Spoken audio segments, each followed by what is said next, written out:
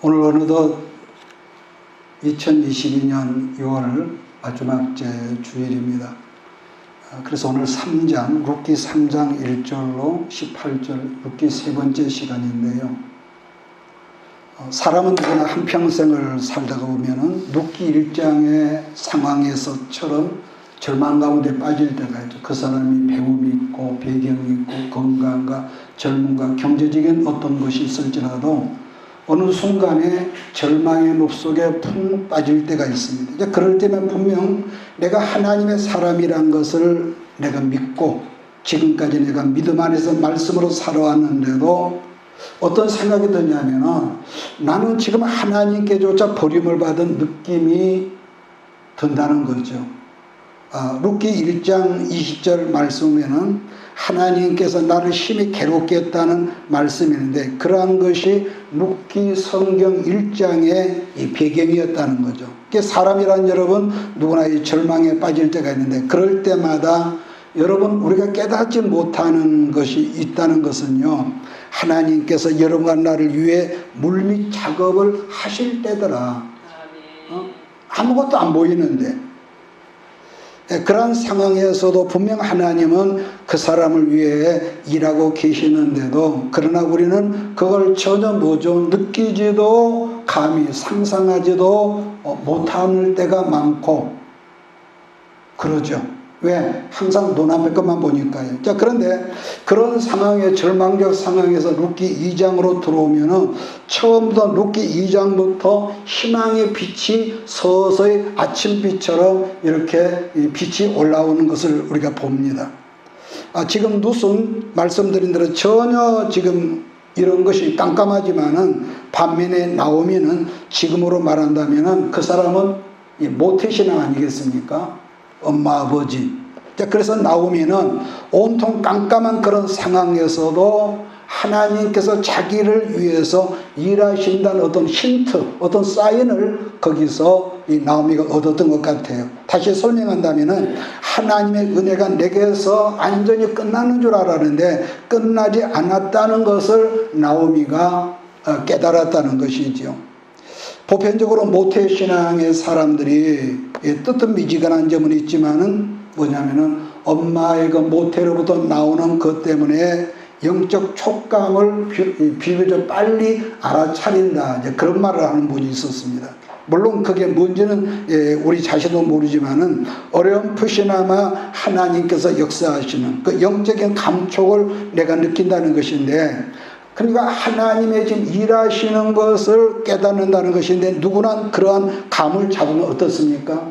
힘들고 여전히 어제 오늘 똑같지만은 그래도 뭔가 하나님께 역사하신다는 안도감을 얻게 되고 이제는 뭔가 조금 날이 좀 새나 보다 이런 안도감이 있단 말이에요. 그러고 보면은 하나님께서 어느 시대나 하나님께 당신께 쓰시를 주의 종들에게 어려움과 시험과 고통을 허락하신 이유도 알고 보면은 하나님의 섭리를 깨닫게 하시려는 아마 거기에 방점이 있지 않은가. 왜 이런 말을 하냐면은 여러분 이렇게 말씀한 내 자신도 늘 말씀 이렇게 말씀을 주장하고 말씀을 강조하지만은 그러면서도 이런 이야기도 하나님의 의도하심을 전혀 눈치를 채리지 못할 때가 여러분 대부분이거든요. 몰라. 그러니까 지금 말씀드린 것이 룻기 2장에 들어오기까지 여러분 상황이란 건데, 그러다가 룻기 2장의 문을 열고 들어가면은 나오미나 룻의 어떤 적극적인 이 대처를 발견하는데 주 하나님의 뜻을 붙잡으려고 적극적으로 움직이는 역사를 이 두 여인이 움직이는 걸 보인다는 거죠. 여러분 사람들은 옛날에 그랬습니다.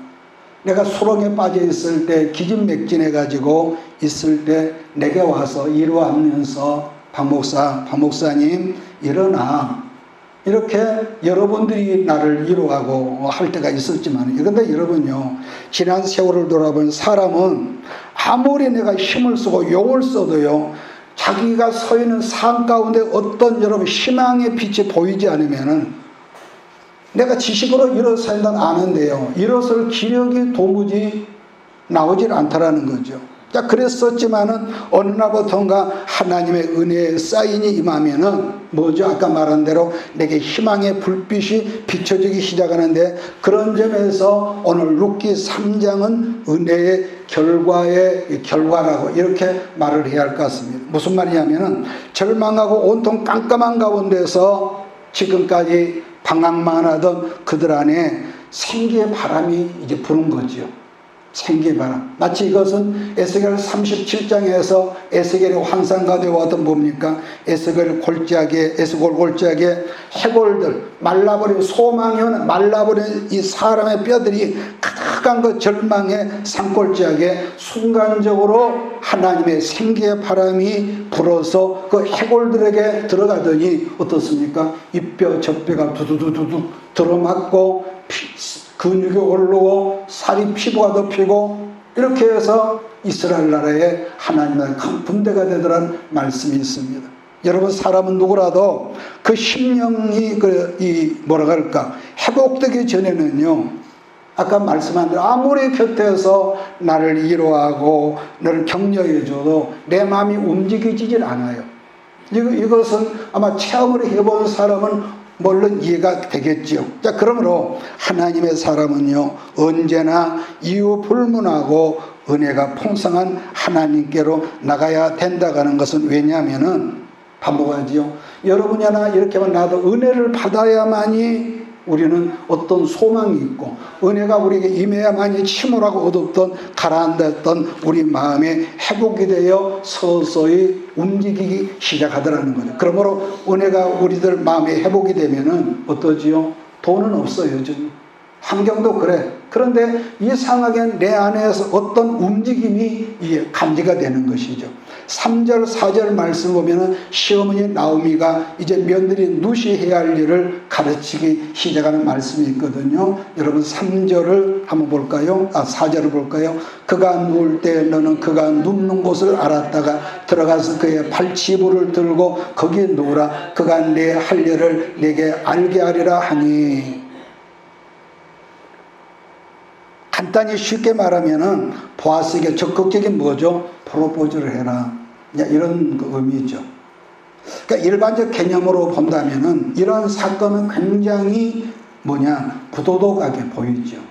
여러분 그렇지 않겠습니까? 왜냐하면은 지금 건장한 남자가 혼자서 잠을 자고 있을 때 젊은 여자가 이불 속으로 쏙 들어온다? 자, 그런데 이 사건을 그 당시 문화를 이해하면은 그래서 그랬구나 하고 의문이 풀리는데요.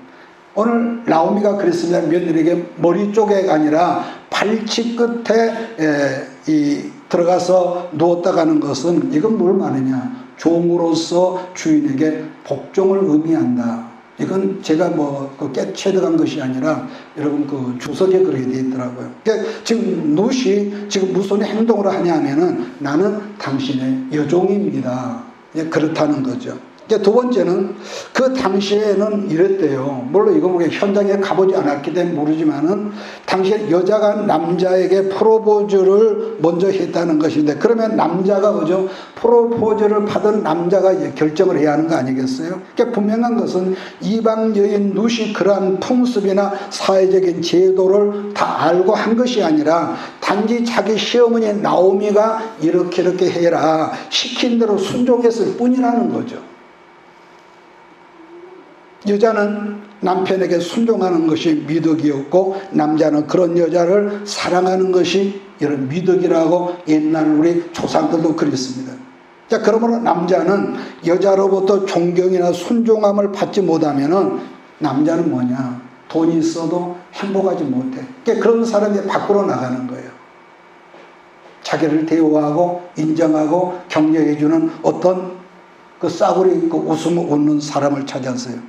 근데 반면에 여자는 아무리 돈이 많고 재산이 늘어나고 풍족해도 뭐가 있냐? 자기 남자에게 사랑을 받아야만이 거기서 100% 행복을 여러분 느낀다는 거죠. 이 말에 동의하십니까? 그러니까 남자는 자기 아내로부터 지지와 격려와 순종을 받을 때 그것은 이 삶의 어떤 분명한 어떤 뭐가 있고, 여자는 아무리 물질이 많아도 자기 남편에게 사랑을 받지 못하면 여전히 외로운 여러분 가을 철새라는 거죠. 그럼 왜 그럴까? 그런다면은 나도 모르겠는데 성경을 하나님께서 그렇게 만드셨으니까요. 그래서 하나님은 여자에게 순종해라, 여자에게 복종해라. 요즘 같은 시대에는 이 말하면 좀 센 여성들은 아주 발끈하겠지만 하나님께서 그렇게 말씀하셨다는 거. 5절을 보면은 누시 나오미가 당부한 대로 순종하겠노라 말했고, 6절 말씀 보면 누시 실제로 다 행했다고 말씀을 합니다. 그러면은 왜 보아스가 집이 아닌 들판에서 불편한 장소에서 잠을 잤을까? 여러분 성경을 보면서 그랬다가 아니라, 그래서 항상 여기에서 캡션을 다 붙이면서 성경을 읽으면 그랬구나 되거든요. 예나 지금이나 우리나라도 그렇죠. 추수 때는 뭐가 많습니까? 시골에 가면은 도둑놈들이 많아. 이건 진짜입니다. 우리나라도. 우리나라 같은 트럭을 가지고 와서 고추, 인삼, 벼, 탈곡이나 좀 쓸어가 버린대. 1년 농사를요. 근데 팔레스타인에서도 이 도둑들 때문에 추수 때는 종들과 주인이 함께 이렇게 이 추수물을 지키기 위해서 들판에서 잠을 자는 경우가 있었다 그러는 거죠. 그러나 오늘은 보아스의 입장에서 룻의 입장에서 참 하나님 앞에 신앙이 무엇인가를, 그런 부분을 좀 살피려고 그럽니다. 물론 이성간의 스토리도 볼 수가 있지만 그보다는 신앙적인 입장에서 살피면서 우리도 그런 부분을 본을 받는 게 좋겠다. 자, 그렇게 보는 거죠. 자, 룻의 입장에서 본다면은 여자는 첫째 현수감이 있어야 하고, 또 다른 말로 표현하면 여자는 정수감이 있어야겠죠. 그러나 남자인 보아스에게는 뭐가 있어야 할까요? 책임감이죠. 예나 지금이나. 마찬가지로 우리들 역시도 여성인 경우는 현수감인 정수감이 있어야겠고, 남자는 책임감이 있어야 한다는 거. 자, 오늘 말씀의 첫 번째로 룻의 장점이라면은 현수감 여인이다 그랬다는 거죠. 여러분 오늘날도 마찬가지겠지만은 명확한 의사를 여러분 분을 품지 않고 말할 줄 아는 여성을 우리는 우선 현수감 여성 그렇게 하죠. 9절 말씀 보면은 이르되 네가 누구냐 하니 대답하되 나는 당신의 여종 룻이오니 당신의 옷자락을 펴 당신의 여종을 덮으소서. 이는 당신이 기업 물을 자가 됨이니다니. 여러분 9절에서 룻이 표현한 말은 세 가지인데, 아까 말한 대로 나는 당신의 여종입니다. 두 번째는 당신은 우리 집안의 기업 물을 자입니다. 다르게 표현한다면은 당신은 나를 책임져 줄 수 있는 남자라는 그런 의미도 있습니다. 여러분 구약에서는 하나님께 정하신 법도 중에 히브리어로 고엘이라는 그런 제도가 있었다고 제가 한번 말씀드렸잖아요. 만약에 고엘이 무슨 말이냐면은, 만약에 내 남편이 죽었단 말이야. 죽으면 어떻게? 그 시대에는 오늘날이야 여자가 더 부자인데 내 남편이 죽으면은 어떤 삶의 생의 어떤 대책이 없는 거예요. 그랬을 때에 내 가장 가까운 친척 가운데서 내 가정과 나를 책임지게 하는 제도였는데, 다르게는 그것을 고엘이라고 그랬고 기업 물을 자라고 그랬다. 기억하셔도 좋습니다. 영어 성경에서는 리디머라고 이렇게 표기를 하고 있죠. 우리말로는 우리를 고소할 자. 그러면은 여러분 오늘날 말세를 우리들의 고엘, 우리들의 구속자는 누구겠습니까? 예수 그리스도죠. 죄 가운데 빠져있는 우리들을 구원해 줄 수, 그 죄의 구렁텅이 아무도 건져낼 수, 어떤 종교도 구원할 수 없는데 예수님 그분이 오셔서 구원해 줄 수 자격자, 그분이 바로 이름도 예수, 고엘인데, 예수라는 이름의 뜻은 여러분한테 마태복음 1장 21절에 뭐라고 그랬습니까? 죄 가운데서 자기 백성을 구원해 줄 자가, 이름의 뜻이 뭐라고요? 예수다.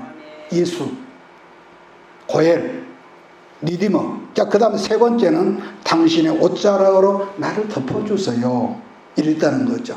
룻기 2장에서 보아스가 룻을 처음 이 밭에서 만났을 때에 12절 말씀 보니까 여호와께서 네게 행한 일에 보답하시기를 원하며 이스라엘 하나님께서 그의 날개 아래 보호를 받으러 온 내게 온전한 뭐죠? 상 주시기를 원하노라 말했었거든요. 보아스가. 근데 이 구절은요, 훗날 이 룻의 증손자였던 다윗도 이 표현을 자주 했어. 즉 주의 날개 그늘 아래 내가 거하리라, 그런 표현을 시편에서 많이 했는데, 그러니까 참고적으로는 히브리어에서 날개라는 단어하고 옷자락이라는 단어하고 똑같다고 그래요. 물론 제가 이거 확인한 바는 아닙니다. 자, 그러고 보면은 룻은 젊은 여자로서 아주 지혜롭고 참 똑똑한 여자였구나, 이것을 우리가 직감적으로 우리가 알 수가 있는데, 2장에서 보아스가 처음 만난 룻에게 하나님의 날개 아래 보호받기를 원한다고 그러는데, 지금 3장에서 룻은 첫날 보아스가 자기에게 했던 그 말을 그대로 그 사람 앞에서 인용을 하고 있더라. 인용을 하더라. 여러분, 이 부분에서 발견하는 것은 룻이 여자로서 자존심을 세우지 않고 자기 의사 표현아주 정확하게 했다는 것이며, 또 하나는 자기 내면 관리를 잘한 현숙한 여자였다는 것을 알게 해주는 거예요. 지난번 말했나요? 사람이 어떤 그 현실적인 아픔에 거기에 내 시선이 가 있으면은요, 엉뚱하게 우리는요, 예수 믿어도 자존심이 충만하죠. 그러지 않아요? 누가 별 그런 의미도 아니었는데 그 사람 어떤 말을 하면은 굉장히 내가 기분이 나빠. 저게 나를 무시한다고 그러고.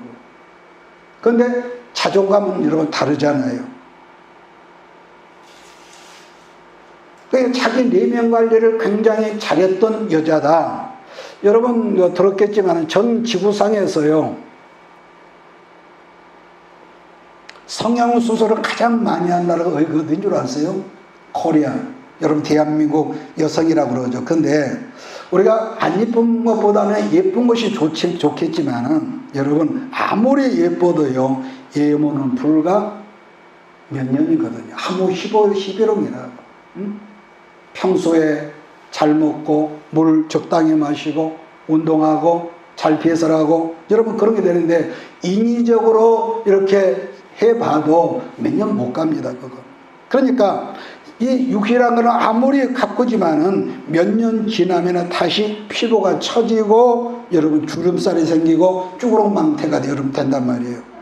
인터넷을 보면은 이런 말이 있습니다. 여자가 아무리 예뻐도요, 이 말이 표현이 좀 오해가 될 수도 있겠지만은, 아무리 예뻐도 연애용 여자가 있고, 두 번째 결혼할 대상의 여인이 있다.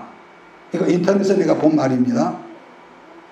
제가 가끔 말했지만은, 연애라고 하는 건 지금 금방 어쩌죠? 불에 타서 활활활 이렇게 타버릴 것 같지만은, 그런데 우리가 다 그런 이 정과가 있지만은, 그 활활 타버릴까 연애 감정은요, 불과 몇 일 못 가거든요. 아니, 몇 쪽은 못 갑니다. 못 가. 그래서 연애라고 하는 언제나 단거리 경주라고 그러지만, 결혼은 뭐죠? 일생을 함께, 눈이 오나 비가 오나 기분이 좋으나 안 좋으나 일생을 함께 달리는 장거리 경주를 뭐라고 그런다? 결혼 생활이라고 그런다. 그렇게 말을 하죠. 그러니까 자기의 어떤 외모의 어떤 그런 걸 치우친 사람이 장거리 게임이 되겠습니까? 저는 안 되는 거죠. 그러니까 정상적 남자라면은 좋은 아내, 그 다음에 좋은 며느리감, 그리고 또 뭐가 있습니까? 우리 아이들이 좋은 엄마를 여러분 마음속에 늘 그리지 않겠냔 말이에요. 그러니까 지난 시간 제가 말씀했지만은, 현숙한 여인이 어느 성경에 나오냐? 잠언 마지막 여러분 부분이라고 그랬거든요. 31장.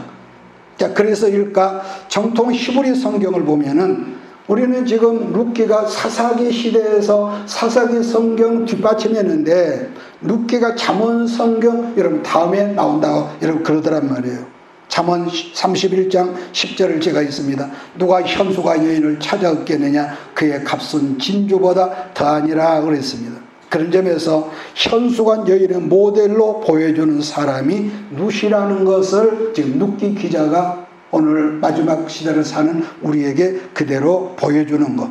자, 그리고 또 한 가지, 잠언 31장에서 현숙한 여인 세 가지 특징이 있는데, 첫 번째, 남편에게 선을 베푸는 여자. 선. 그 다음에 두 번째, 부지런한 여자를 현숙한 여자라고 그랬다. 세 번째, 가난하고 어렵고 궁핍한 사람에게 작은 것일자 자기 손을 내밀 줄 아는 그런 사람이라고 그러는데, 즉 어려움에 처한 사람을 슬쩍 지나가지 않고 작을지라 도와줄 줄 아는 사람이 잠언 성경에서는 아까 뭐라고요? 현숙한 여인이다. 여러분 그랬다는 거죠. 자, 룻기 3장 9절에서 룻의 말을 듣고 난 보아스가 했던 말을 우리가 함께 읽으면서 오늘 룻기 3장 안으로 들어가겠습니다. 10절로 11절입니다. 시작. 그가 이르되 내 딸아 여호와께서 내게 복 주시기를 원하노라. 네가 가난하건 부하건 젊은 자를 따르지 아니하였으니 네가 베푼 은혜가 처음보다 나중에 더하도다. 그리고 이제 내 딸아 두려워하지 말라. 내가 네 말대로 내게 다 행하리라. 내가 현숙한 여자인 줄 나의 성의 백성이다 아느니라. 자, 말씀을 드렸던 것 같이 보아스가 룻의 나이 차이가 성경에는 없지만은 상당히 했던 것 같아요. 좀 어떻게 과장되게 표현하면은 아버지와 딸 같을 정도가 되지 않았을까?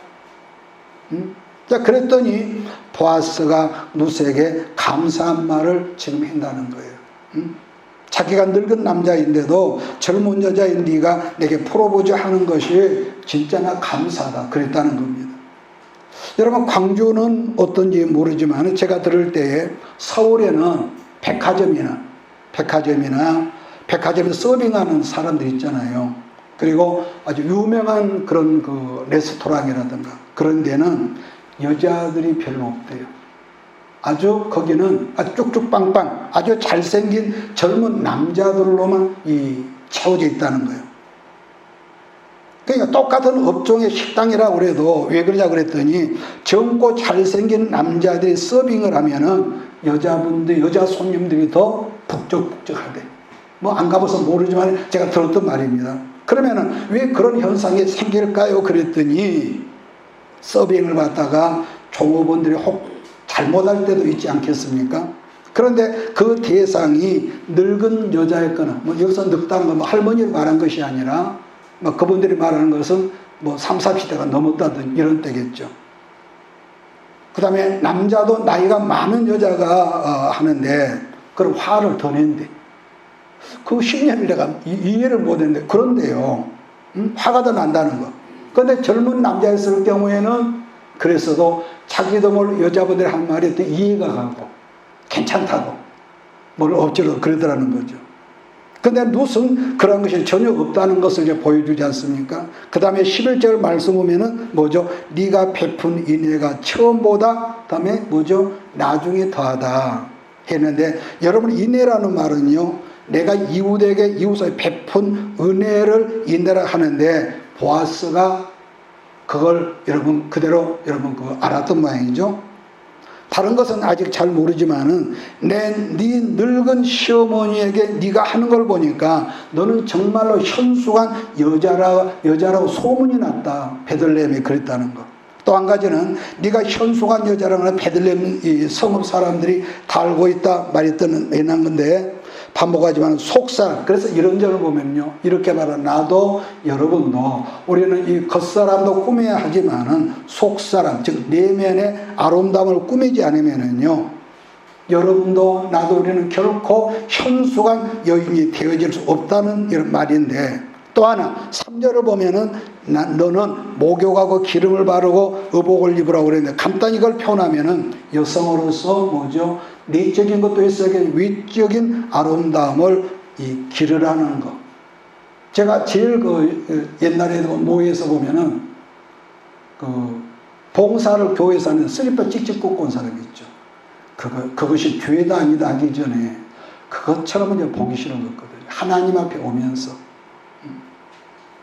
그 다음에 어떤 계모임이라 할 때는 아주 얼마나 쭉쭉빡빡 하는데, 예배드리러 올 때는 그냥 이불에서 뒹구는 그런 옷을 입고는, 여러분 우리 식구들은 혹시라도 다시 반복합니다. 그것이 죄다 아니다 그러고 말한 것이 아니라 여러분 항상 최선을 다해서 섬길 수는 여러분이 되기를 주로 부탁을 합니다. 자, 그래서 사람은 누구나요, 아까 내면을 그랬는데, 이렇게 말하는 내 자신도 자기 속산 내면을 가꾸지 않으면요, 첫째 가장 나타나는 게 뭐가 있냐면요, 이게 있습니다. 내가 나쁘고 여러분이 좋고 내가 나쁘다는 것이 아니라 자기 내면에 관심이 없는 사람 특징은요, 언어가 싸납습니다. 말이 싸나워져, 거칠어져. 그러니까 지난날 부끄럽지만 내 젊은 세월에 나를 돌아본다면은요, 나는 그야말로 뭐라 그럴까요? 들판에 뛰노는 야생마와 다를 바가 없지 않았을까? 이건 내가 나를 말하는 겁니다. 어려서부터 저 경우는 싸움질을 잘하는 집사들이 목회자의 이 넥타이를 끌고 강단에 끄집어 내리는 그런 싸움하는 것을 제가 보고 자랐거든요. 그러니 6개월마다 넉 달마다 목회자가 바뀌니 그 속에서 어떤 영성적인 게 있었겠냐 말이에요. 그러다 보니까 말씀으로 양육해주고 지도해주는 영적인 지도자를 만나지 못해서, 물론 내 본 바탕도 별로 좋은 사람이 아니지만요. 그러니까 지난 시간에도 몇 번 말했지만은 이렇습니다. 내가 어느 날 목사가 됐다, 안수를 받았다고, 내가 어느 날 장로가 되었다고, 하나님 앞에 인간다운 인간이 되는 것은 절대로 기단이다, 아니다라는 겁니다. 절대로 내가 목사가 됐으니까 사람이 바꿔졌다, 천만의 말씀이죠. 단지 목회자라는 직분, 장로라는 직분, 그 타이틀이 위선적인 본연의 모양이 감춰진 것 뿐이기 때문에 여전히 다듬어지지 않는 나죠. 그래서 하나님은 당신이 써야 할 그 사람을 이유도 없이 어렵게 만들고 막히게 만들고 고랑으로 처박히게 하고요. 자, 그래서도 나였는데 오랜 세월 속에서 부족할지라도 말씀으로, 기도로 살다 보니까 여러분, 어느 날부터 갑자기 말씀이라는 거울이 내게 비춰지다는, 거울이 알죠? 자, 우리는 아침에 샤워하고 교회 올 때 이 거울을 보잖아요. 그래서 머리카락이 어쩐지, 옷민선이 어쩐지. 말씀이 거울이 돼서 나를 이렇게 비춰주는 겁니다. 그래서 왜냐, 사람이란 누구든지 자기의 행위가 부끄러운 줄 알게 되면은요, 뭐죠? 같은 말로 함부로 좀 안 되더라고요. 못해지더라고요. 물론 여기까지 올라오지. 물론 조금 삐어져 나올 때도 있어. 이 말이 무슨 말인지 알란가 몰라. 삐어져 나온다니까. 그런데 서서히 그것이 훈련이 이제 되는 거죠. 자, 또 다른 하나는 남자로서 지금 책임을 강조한다는 점인데, 무려 책임이라는 글자가 4번씩이나 반복이 되고 있는데요. 고엘 제도란 이 아까 말한 기업물을 자인데 책임을 진다, 쉽게 말하면 책임을 진다는 그런 의미거든요. 물론 아무나 여성인 나를 책임진다는 게 아니라 반드시 어떤 사람이 책임져야 하냐, 내 가장 가까운 친족 중에 한 사람이 나와 결혼을 하고 내 가족을 책임지는 거예요. 그래서 여자는 순종과 존경이라고 한다면은 남자는 책임인데, 책임 중에 최고의 사랑은 뭐죠? 지난 시간 언급했지만은 상대를 덮어주는 이거. 그런데 이렇게만 나도에게 서툴러 가지고 평생을 제가 이 점수가 안 나간 그런 인간이 됐죠. 예를 들면은 지금 남자 혼자 잠을 자고 있는데요. 좀 다른 말 같네. 자고 있는데 차원의 발 밑에서 누가 이불을 뜰썩뜰썩 하더니 알잖아요. 혼자 자는데. 젊은 여자가 이불 속 쏙 들어오네. 그랬다면은 그 사실을 온 동네에 보아스가 소문을 낸다면 이 여자는 어떻게 될까요? 우리가 아는 대로 돌 맞아 죽죠. 이 여자 인생은 끝난 거예요. 그런데 보아스는 눕을 이렇게 품었죠. 그 가슴으로. 이 경우는 모든 사람이 해당되는 말씀인데, 하나님께서 어느 날부터 여러분에게 지금까지 없었던 어떤 능력을 주셨다면은 그 능력으로 우리는 어떻게 사용을 해야 할까, 이렇게 한다면은 인심 쓰고 자선하고 그런 게 아니라, 결론적인 것은 오늘 성경에서 말씀하는 것은요, 그 능력으로 다른 사람을 덮어주는 거기에 내게 주어진 능력을 쓸 줄 아는 너희가 되라. 믿습니까? 이게 진짜 이게 능력이라는 거죠. 잠언 10장 12절을 제가 읽습니다. 미움은 다툼을 일으켜도 사랑은 모든 허물을 덮느니라 그랬습니다. 이유 불만하고 부부라도 상대를 미워하고 판단하면은요, 이유 불만 어쩌죠? 그때부터 전쟁이 나죠. 가정 속에 전쟁이. 왜냐하면은 미움의 특징은 뭐가 있습니까? 상대의 작은 허물이라도 폭로하고 들춰내서 또 그럴 때는 가급적 날카로운 가시같이 심장을 팍 찌르거든요. 굉장히 아프죠. 독이 들었으니까. 반면에 내가 상대를 사랑하면은 허물이 없는 것이 아니라 허물이 뻔히 보이면서도 허물을 덮어준다는 것이 사랑하면은 가능하다, 안 가능하다? 가능한 거예요.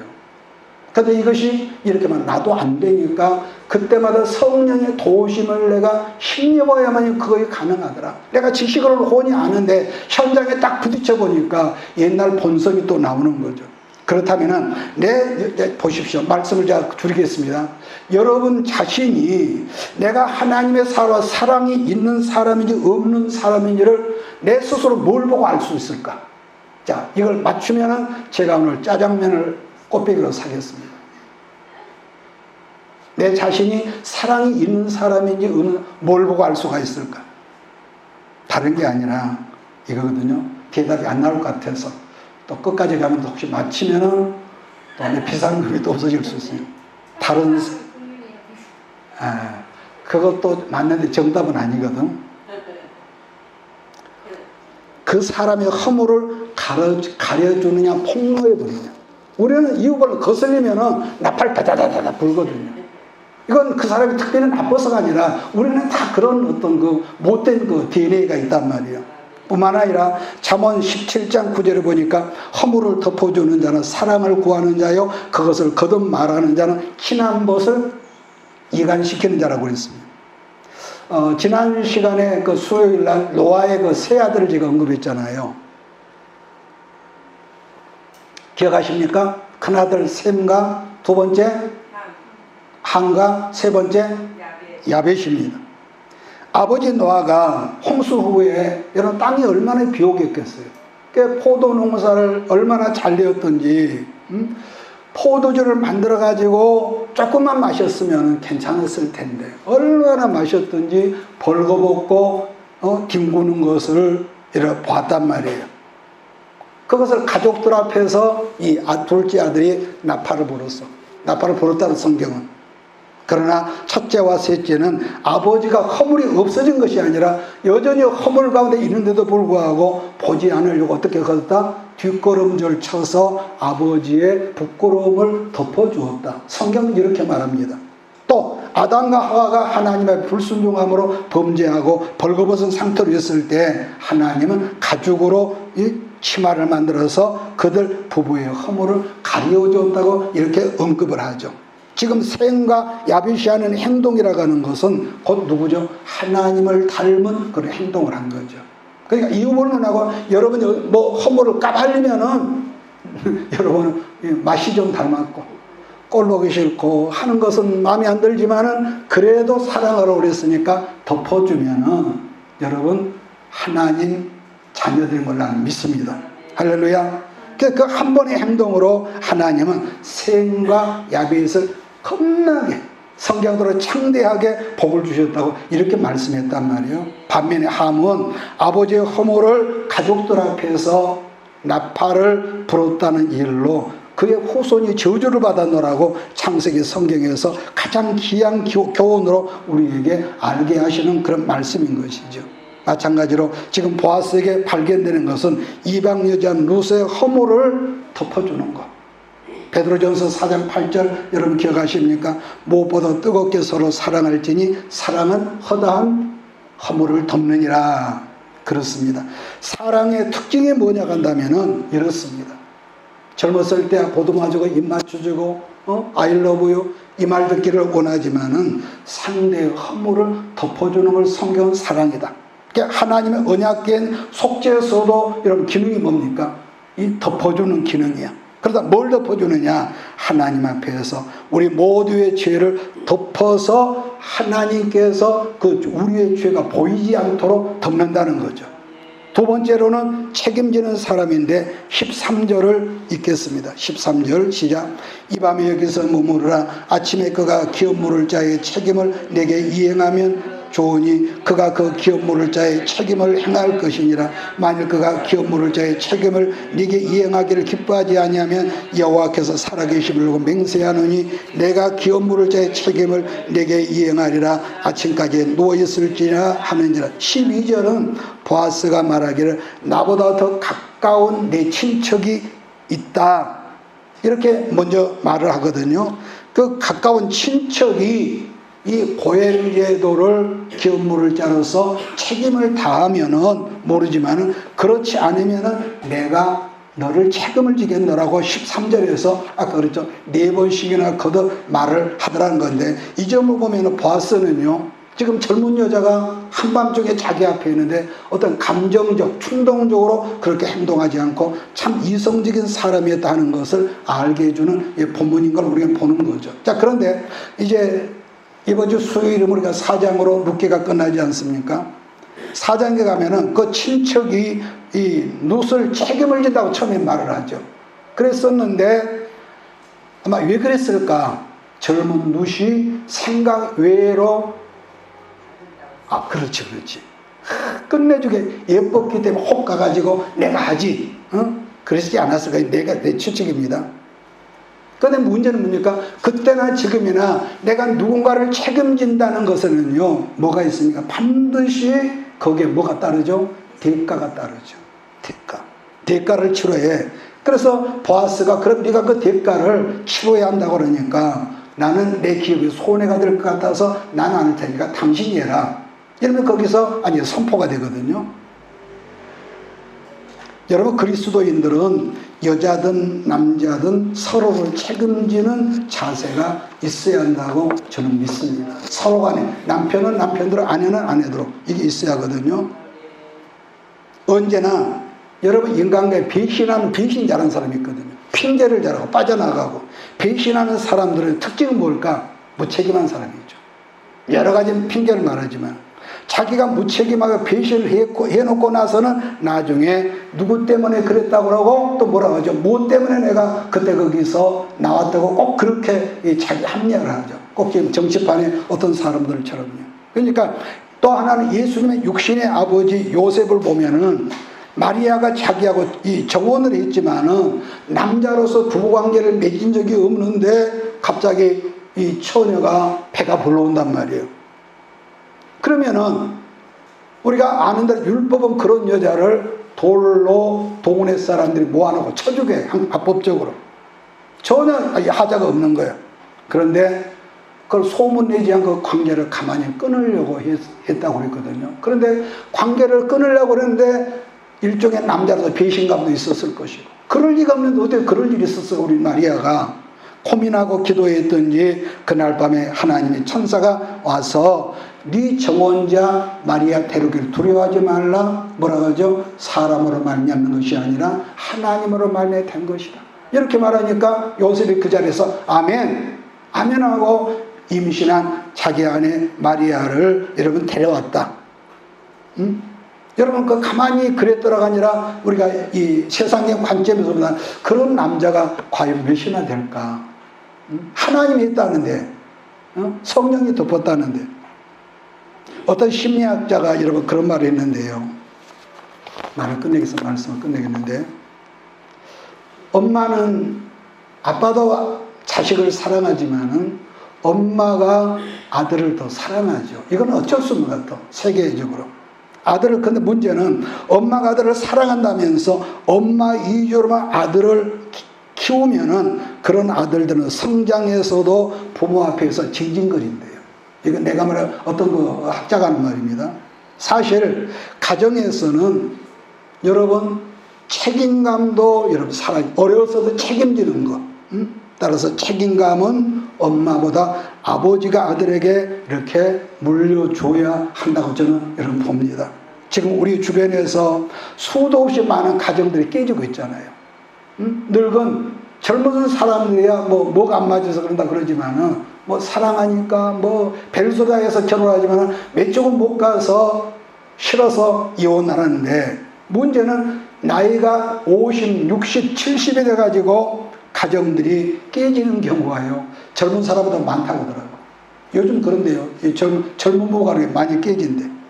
그러면은 그분들이 배우지를 못해서 가정들을 깨버릴까? 저는 그렇게 안 보거든요. 가정이 깨지는 원인은 물론 여성에게도 있다고 봅니다. 여성에게도 있고 남자에게도 있겠어요. 여성에도 있지만 사실은 그 남편의 무책임함 때문이라고 말하더라는 거죠. 무책임함. 또 다른 문제는 남편의 책임감 하나는, 우리 남편 책임감 하나는 끝내주는데, 근데 거기에서 또 하나 문제가 뭐가 나오냐면은 그러한 남편에게 아내가 겸손한 말로 순종함이라든가, 그런 게 그 아내에게 없기 때문에 나는 내 남은 세상에서 저런 여자하고도 살 수가 없다, 이랬다는 거. 그런데 이보다도 하나 더 업그레이드해서 더 큰 불행이 뭐냐 그러면은요, 가정은, 더 불행한 가정은 아내와 자녀들은 주일날 어디로 갔는지도 모르는데 남편 혼자 와서 교회에 예배드리고 있더라. 이거 참 불쌍한 일이거든요. 불쌍한 일. 응? 이런 경우는 그런 사람을 제가 비난하고자 하는 말이 아니라 그건 진짜 불쌍한 거예요. 불쌍한 거예요. 무엇보다도 좋은 가정이 될 때 좋은 교회가 되고 건강한 교회 생활이 되어질 때 여러분의 가정 생활도 건강해짐을 나는 믿습니다. 이게 성경적이니까. 한 가지 더 말씀을 끝냅니다. 남자는 책임감이라고 그랬지만 아내의 자리에서, 아내는 아내의 자리에서 남편을 지지해주고 격려해주고 또 순종함. 그래서 이것이 없으면 우리는 무한대한 책임감을 요구하지 말라는 것이죠. 서로 간에 우리가 책임이 있어, 서로 간에. 그래서 우리는 어느 가다나 보면은 연약하지 않은 것이 없잖아요. 어쩌면 잘된 것 같지만 연약하지 않은 것이 없기에, 그래서 아내들은 늘 말씀을 통해서 붙잡고 기도로 더더 주께로 다가가는 역사가 있어야겠고, 더불어서 아내의 마음에 들지 않는 것들이 있을지라도 아까 그랬죠, 남편을 격려하고 지지하고 믿어주는 거. 어떤 분이 지난번에 그 TV에서 뭐예요, 그 자담회 하는 거, MBN에서 하는 거 있죠, 동치미에서 남자는 나이가 먹어도 철이 없대. 철이 없으니까 그렇게 알고 아들 하나 더 키운 폭 잡고 그렇게 하라. 그래서 참 좀 듣기가 좀 거북했지만은 그 말이 일리가 있다고 생각을 했습니다. 왜냐하면은요, 격려하고 믿어줘. 왜? 이 시대는 너무너무 의심이 많아. 의심이 못 믿어. 자, 이 다음에 4장에 들어가면 행복한 룻과 보아스의 가정이 시작이 되는데요. 여러분 아무쪼록 이제 7월이 다음 주간에 시작이 되죠. 한 주간 동안도 여러분 모두에게도 서로 신뢰하고 믿어주고 지지와 격려와 사랑의 축복의 가정을 이루어 나가는 그런 놀라운 역사가 있어지기를 예수 이름으로 축원합니다. 합니다. 기도하겠습니다. 이것이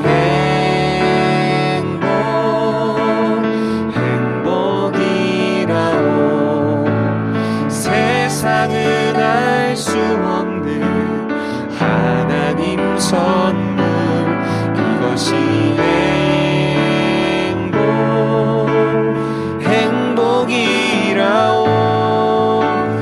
하나님의 자녀로 살아가는 것, 이것이 행복이라오. 이것이 행복.